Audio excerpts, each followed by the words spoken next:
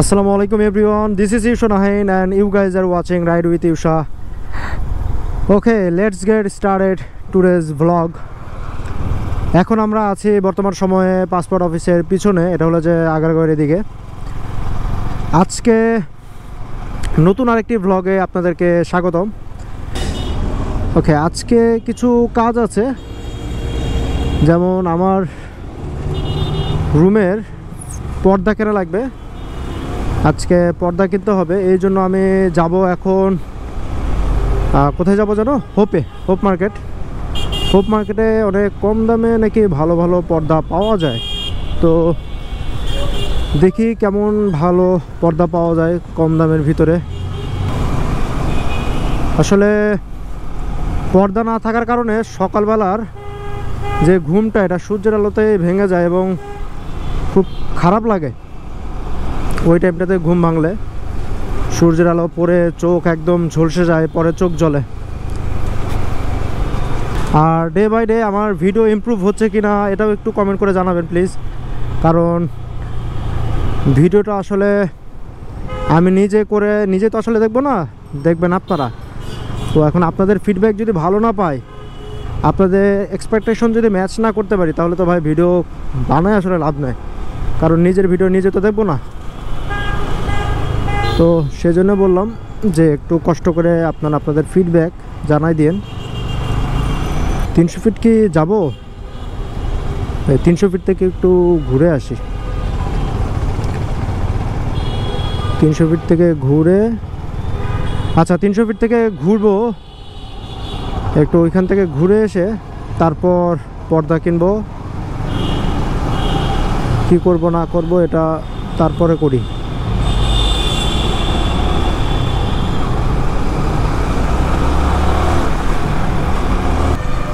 এখন সাগুপ্তাতে যাচ্ছি, দেখি সাগুপ্তাতে একটা ডাবের পুডিং পাওয়া যায়, দেখি ওটা একটু খেতে ইচ্ছা করতেছে, ওটা খেয়ে আসি। ওটা খেয়ে তারপর যাব 300 ফিটের দিকে।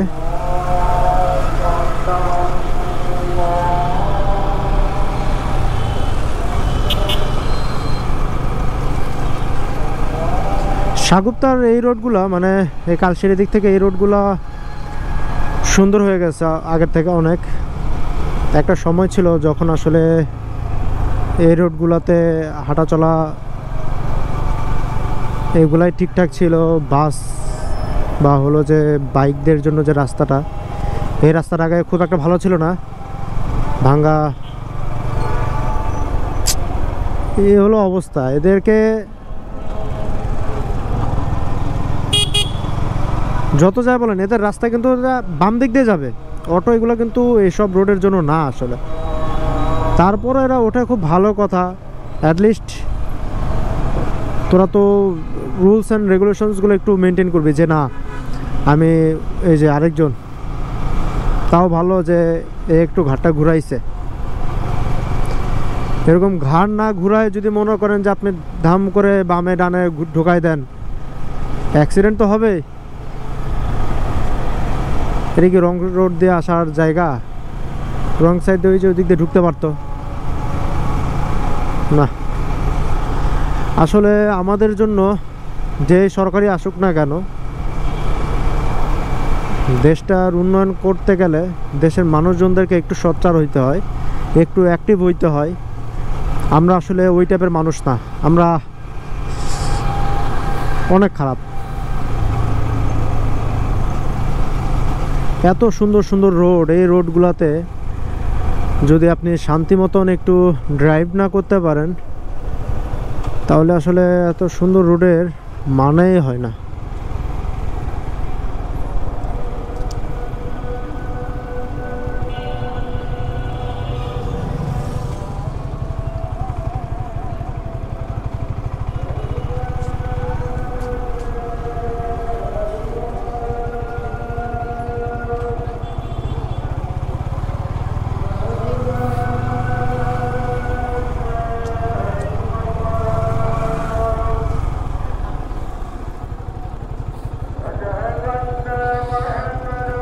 বন্ধ নাকি ওটা?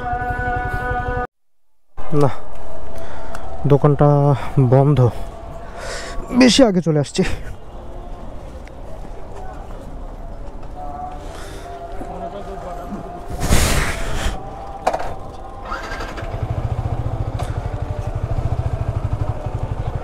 আগে যেহেতু আসছি এখন আবার চলে যাব।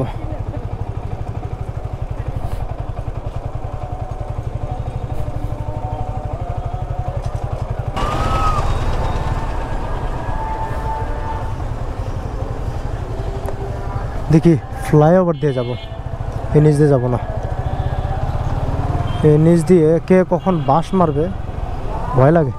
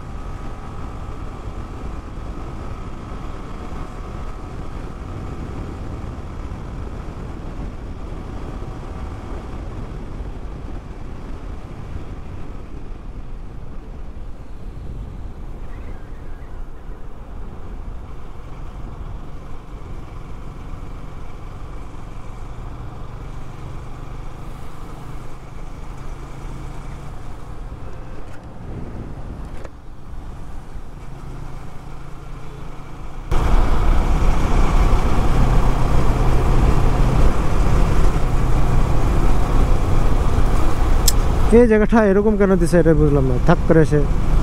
ও এটা হলো যে বালপাকনা পোলাপাইনদের জন্য, যারা শ করে টানবে। ও সরি, কিছুক্ষণ আগে তো আমি নিজে টানছি।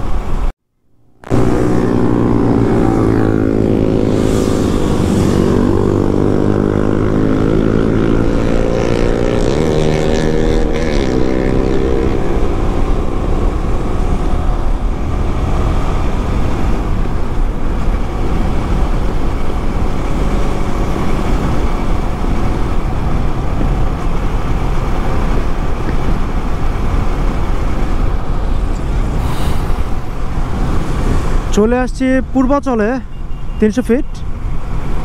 এখানে উড়াধুরা চলতেছে,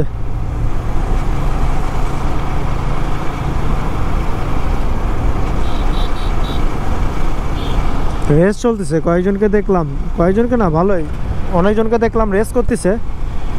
তো আসলে এই রাস্তাটাতে রেস করাটা আমার মনে হয় বোকামি। একবার দুইবার পোটেনশিয়াল দেখা সেটার বিষয় আলাদা, রেস করার বিষয়টা আলাদা, টোটালি আলাদা, টোটালি আলাদা।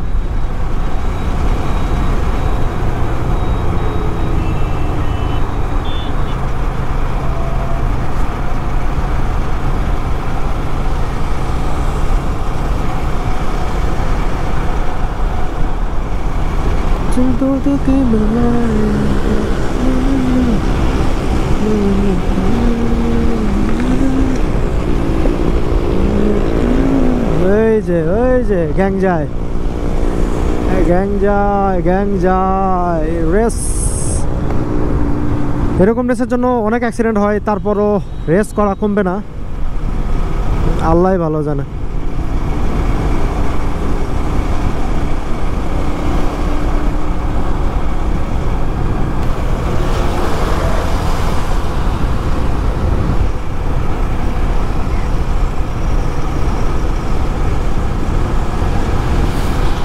একদম ভালো আছে, স্পিড গান নিয়ে বসে আছে। বোধার বাচ্চাগুলা খালি এগুলা তিরিং বিরিং করে লাফাবে, পরে ধুমধাম করে মরবে। কেন রে ভাই, ভালো আছিস, ভালো থাক। এত দামি দামি গাড়ি নিয়ে তোরা, ঠিক আছে রাস্তা ফাঁকা আছে তখন যা, এখন কি রাস্তা ফাঁকা? তোরা এখন এইভাবে টানিস, তা আবার কি? প্রতিযোগিতা করলে ক্ষতি হয়, প্রতিযোগিতা করে টানাটানি করলে ক্ষতি হয়। হ্যাঁ, তুমি একা একা, তুমি তোমার মতন চিল মুডে টানাটানি করতেছো, সেটার বিষয় আলাদা। প্রতিযোগিতা করে যখন টানাটানি হয়, কে কার আগে যেতে পারে এই টেনশনে যখন থাকবেন, তখন আপনার স্বাভাবিক, যদি অ্যাক্সিডেন্ট না হয় সেটা অস্বাভাবিক, অ্যাক্সিডেন্ট হওয়াটা খুবই স্বাভাবিক। এই জন্য বলবো ভাই, আপনার এখনও রক্ত গরম আছে, আমারও ভাই রক্ত গরম, আমিও চাইলে টানতে পারি। R15 আছে, 150 তোলা আসলে কোনো একটা বড় ব্যাপার না। কিন্তু কথা হলো যে টানতে পারলে যে রাজা হয়ে যাবেন, টানতে না পারলে যে হলো যে আপনার বাইক খারাপ হয়ে যাবে, বা আপনার বাইক স্কিল নিয়ে, ড্রাইভিং স্কিল নিয়ে প্রশ্ন উঠবে, তা কিন্তু না। আপনি আপনার মতন যান না, রিল্যাক্সে যান।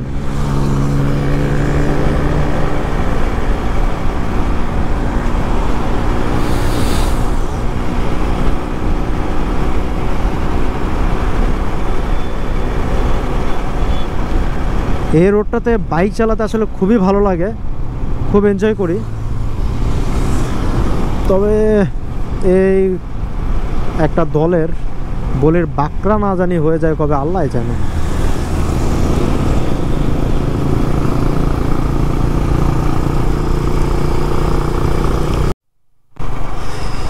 ভিউটা অসাধারণ, অস্থির একটা ভিউ। মানে এই জায়গা থেকে দেখতে অনেক সুন্দর লাগে। রাস্তার দুই পাশে ছোট ছোট গাছ লাগানো থাকে, এগুলো আসলে দেখতে ভালো লাগে। রাস্তাও অনেক ক্লিন, নিট অ্যান্ড ক্লিন লাগে। যদিও এখানে অনেক বালু, যেহেতু এখানে গাড়ি ঘোড়া চলে, সো ট্রাক যায়, বালু থাকাটা অস্বাভাবিক কিছু না, স্বাভাবিক। এখন এই রাস্তার কল্যাণে আসলে খালি বাইক বলে কথা না, প্রত্যেকটা মানুষের যাতায়াত ব্যবস্থা খুবই ইজি হয়ে গিয়েছে, শুধুমাত্র এই রোডগুলা এরকম বড় করে দেওয়াতে। জাস্ট একবার আপনি চিন্তা করে দেখেন যে আপনারা বা আমরা আগে যেতে আমাদের যেখানে 3 ঘন্টা সময় লাগতো, এখন 1.5 ঘন্টাতেও চলে যাওয়া সম্ভব, 1.5-2 ঘন্টার ভিতরে চলে যাওয়া যাচ্ছে। তার মানে আপনার যদি প্রতি মানে প্রতি যাত্রায় যদি আপনার 1 থেকে 1.5 ঘন্টা 2 ঘন্টা যদি সেভ হয়,